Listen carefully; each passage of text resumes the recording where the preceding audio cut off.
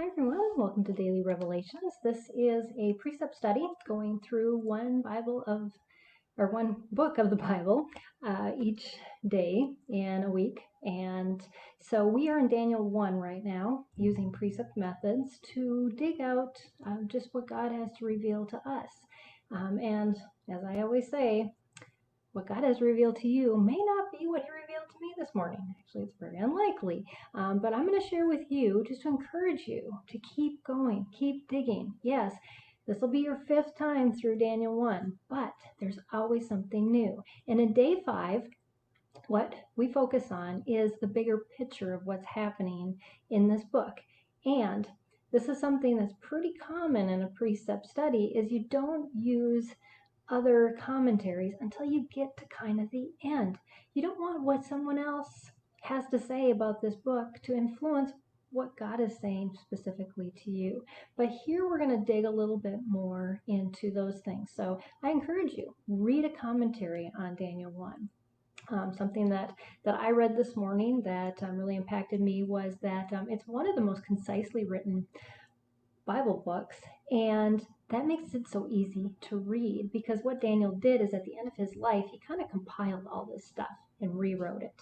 And that's why we love this book, is because it is so concise. The story, it's about the narrative that draws us in. We become part of Daniel's life. And not only that, but as I read that and then I reread this chapter, what popped out to me had to do with stories. Of course, that's what God does when He works in our hearts and makes us notice things.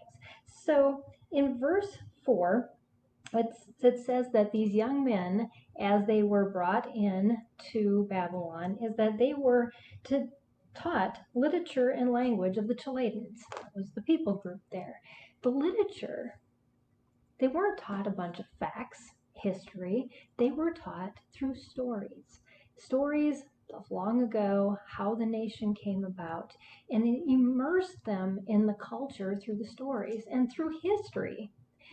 People who were storytellers are one of the most valued people of a nation, of a tribe, because they held within them the history that was living, that really happened. And I heard it said, I was reading a book this last week that said, you tell kids a story and the thing they ask you at the end was, is it real? Did it really happen? We want to know, is this possible in my own life? And that's what makes it so impactful, when we read a story that's real. And that's why Daniel's so impactful. That's why the Bible is so impactful. It's a running narrative of how God has worked through different people's lives. And added on to that, we are part of that. We have our own stories to share. And another thing I once heard from, and it's so true, is that people can refute your facts that you share with them, but they can never refute your story. It's what happened to you. They can't say, well, that didn't happen to you. Well, yeah, it did. There were other people around me that saw it. And it becomes our living history, our living testimony. And so these stories are just ways that we become part of that ongoing narrative of what the Bible has written of all these stories, and ours are added on to continue to share. And that's how God works in and through us. So I was actually being interviewed yesterday for a upcoming conference, Parenting Teens, and we were talking about the mistakes that we've made in our lives and the places where we didn't do the greatest, and how God's mercy and grace has had to cover those things. And my host said for a long time that she had a hard time talking about those things because they seemed like things you didn't want to share. But realizing that the grace of God had covered them, then it's His story, it's not ours. And the more we share about how God works through those places, the more real we are, the more influence we actually do have. Because people go, oh, you're not fake. You're not just perfect. You experience all the hardships and the things that I deal with.